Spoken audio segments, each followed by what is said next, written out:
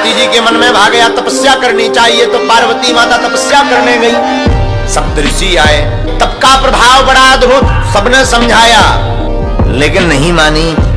पार्वती बोली चाहे तुम जितनी परीक्षा ले लो। सप्तऋषियों ने समझाया भोले बाबा के चक्कर में मत पड़ो, विवाह के लिए विवाह करना हो तो हमें बताओ, हम तुम्हारी शादी बढ़िया विष्णु भगवान से करवा देंगे। तो पार्वती मैया बोली या तो मैं विवाह करूंगी तो भोले बाबा के साथ, वरना कुंवारी ही रहूंगी। सप्तऋषि समझ गए कि बिना भोले बाबा से कनेक्शन जुड़े इन्हें मानने वाली। भोले बाबा को बताया बाबा तुम्हारे नाम की लंबी तपस्या चल रही।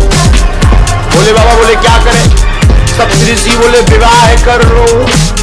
भोले बाबा बोले एक विवाह किया तो था, देवी जी का शरीर शांत हो गया, अब नहीं करना।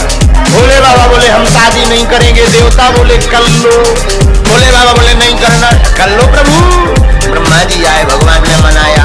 उसी समय तारकासुर नाम का राक्षस देवताओं को परेशान करने लगा, क्योंकि उसने भगवान ब्रह्मा जी से वरदान लिया था कि अगर हम मरे तो भोले बाबा के पुत्र के हाथों मरे, और तब भगवान को ब्याह भी नहीं हो। अब वरदान तो ब्रह्मा जी ने कह दिया तथास्तु। अब तो वो देवताओं को ही परेशान करने लगा। देवता नाराज होकर के ब्रह्मा जी के महाराज आपने बड़ा गड़बड़ वरदान दे दिया। देखो राक्षस पीछे लग गया, कुछ उपाय कर। अब उपाय प्रारंभ था। भोले बाबा से कहा आप दूल्हा बनो। भोले बाबा बोले हम शादी नहीं करेंगे। देवता बोले कर लो।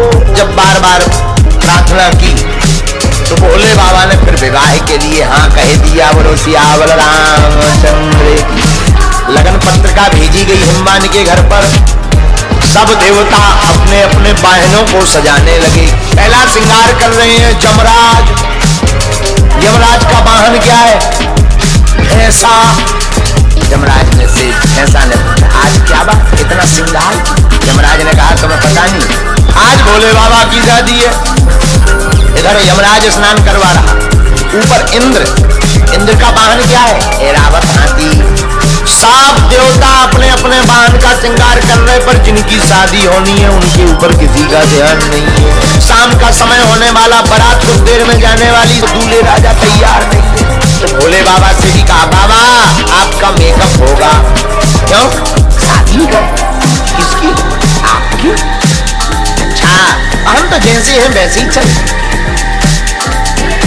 नंदी हाथ जोड़ के बोले सरकार जिस हिसाब के आपका भेष है, इस हिसाब की लड़की पूरी दुनिया में नहीं। सबसे पहले भोले बाबा का उपाय किया, कहा दूल्हा को मुकुट लाओ। भोले बाबा बोले हम मुकुट नहीं पहनेंगे। तो क्या किया जाए? जटाओं का ही मुकुट बना दिया। क्या किया जाए? दूल्हा का फेशियल नहीं हुआ, फेशियल होना है। अब फेशियल को वहां लंदन तो है नहीं है कि चलो भाई क्रीम ले आओ। क्या किया जाए? नंदी बोला चिंता मत करो, फेशियल की क्रीम अभी हाजिर होती है। कैसे? नंदी भागा भागा गया। कहां पर? एक मरघट में, शमशान में। वहां से राख भस्मी 5 किलो उठा कर ले आया। ये क्रीम का काम करना। अब जरा देखना, एक तो भोले बाबा का रूप भी है श्वेत, ऊपर से लगा गई भस्म। अब कहा बाबा खड़े हो। भोले बाबा खड़े भये। जिस मृगछाला पर बैठे थे वही मृगछाला उठाई, कमर में बांधी। ये ठीक है। अब बारात तैयार। भोले बाबा बोले त्रिशूल लाओ। डमरू त्रिशूल आई, तैयार हो गए, श्रृंगार हो गए। अब बारात चलने को जैसे ही शुरू हुई, बाबा बोले थोड़ा डमरू बजा। बारात चली से देवता यहाँ कहा क्यों? बोले जिस हिसाब का इनका भेष है इस चक्कर में कौन लड़की देगा। एक काम करो आगे जाकर के हम लोग रसगुल्ला खा लेंगे, बाद में जो होगा देखा जाए। बारात पहले ही पहुंच। भोले बाबा ने देखो, बोले दूल्हा वर हम वर बचे, बारात कहाँ? नंदी बोले सरकार आपके सामने कोई टिक पाता है? तो गई अपनी बारात बुला। अब भोले बाबा ने अपनी बारात बुलाई। अच्छा भोले बाबा की अपनी बारात क्या है? भूत प्रेत पीतार, पूरे विश्व भर के भूत जो है दिव्य बारात चली। नगर में हल्ला हुआ।